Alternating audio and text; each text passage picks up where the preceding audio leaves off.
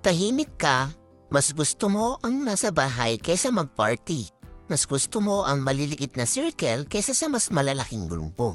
Mas gusto mo ang sarili mong mundo. Pero may isang tanong na kailangan mong sagutin ng tapat. Pinipili mo ba ang katahimikan dahil payapa kang mag-isa? O pinipili mo ito dahil takot kang masaktan kapag lumabas ka? Peaceful introvert ka ba? O unhealed avoidant? Yan ang pag-uusapan natin. Ano naman ang peaceful introvert? Ang peaceful introvert ay yung taong nauubos ang energy sa sobrang social interaction. Yung pag maraming tao, yung maraming ganap, talagang nauubos ang kanyang energy para siyang nauubos na kandila. Kaya kailangan niya ng alone time para mag-recharge. Mas komportable siya sa lalim ng usapan kaysa sa mga maliliit na bagay na usapan lang. Gusto niya yung malalim ang topic. Hindi rin siya dependent sa crowd para lang maging masaya. Kapag nag-iisa siya, gumagaan ang pakiramdam niya. Hindi siya anxious, hindi siya defensive, hindi rin siya tumatakbo. Payapa lang talaga siya na mag-isa. Ang pag-iisa niya ay para sa kanya ay hindi kulungan, kundi ito ang paraan niya para sa kanyang relaxation at para mag-recharge ulit ng panibagong energy. Ngayon, tingnan naman natin ano yung unhealed avoidant. Ang unhealed avoidant ay ito yung mga taong umiiwas kapag nagiging masyado ng close sa kanya yung isang tao. O kaya naman ay nag-shut down kapag may conflict.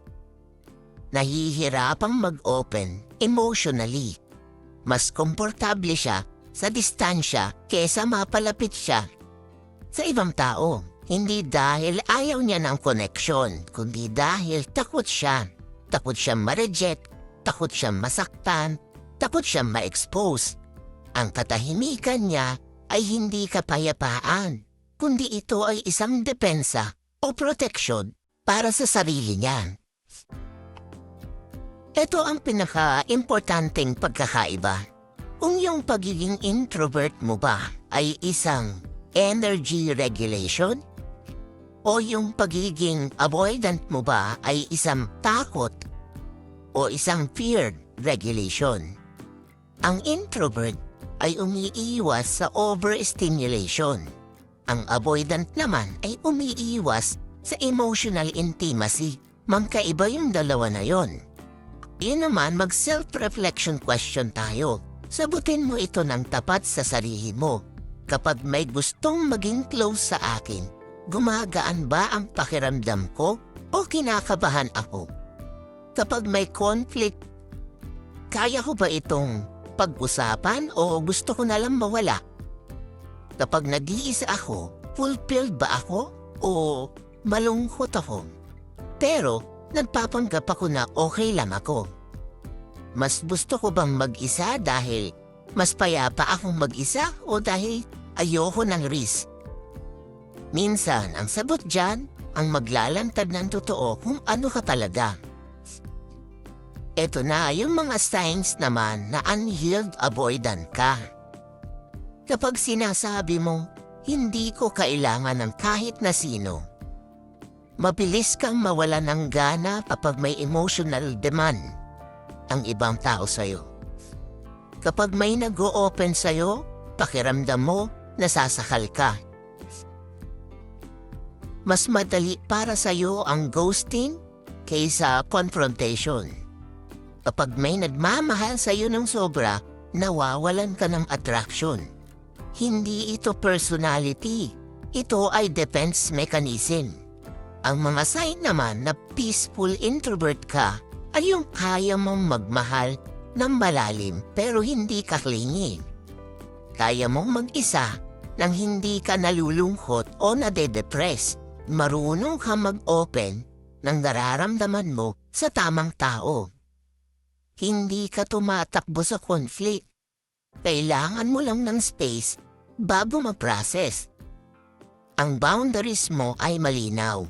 Hindi basta naglalagay ka ng pader para sa ibang tao. Ito ay ang secure introvert.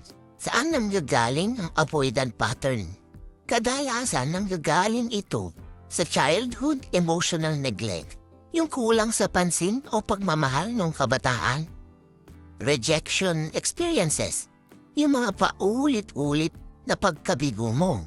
Unstable palagi kapag may emotional attachment na involved. Trauma sa buhay, sa pag-ibig, sa karanasan at kung ano-ano pang trauma na naranasan mo. Dahil dito, ay mas natutunan mong maging defensive at mas kinilala mo na ang distansya ang isa sa pinaka-safe na paraan para proteksyonan ang sarili mo. Pero, habang pinoproteksyonan mo ang sarili mo nang wala sa lugar, ay unti-unti mo namang tinatanggal ang tsansa mo na makaranas ng secure na pagmamahal. Paano naman mag-heal kung ikaw ay isang avoidant? Una, i-acknowledge mo na may fear, na may kinakatakutan ka. At mas mabuti kung malalaman mo kung ano ang kinatatakutan mo hanggat maaga. Pangalawa, i-practice mo ang small vulnerabilities. Pangatlo, huwag agad mag-shutdown kapag hindi komportable ang sitwasyon o pangyayari.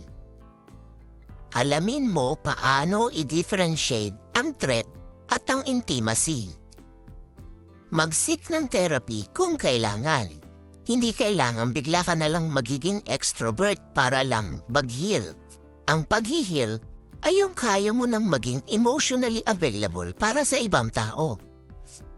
Ito naman yung pagbabalanse. Pwede kang maging introvert. Pwede kang tahimik. Pwede kang hindi mahilig sa crowd. Pero maging honest ka. Ang solitude mo ba ay peace o armor? Ang katahimikan mo ba ay clarity o takot?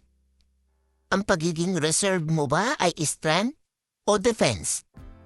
Alamin mo ang kasagutan sa mga tanong na yan para mas lalo mong maunawaan ang iyong sarili. Maraming salamat po at see you again sa susunod nating mga video.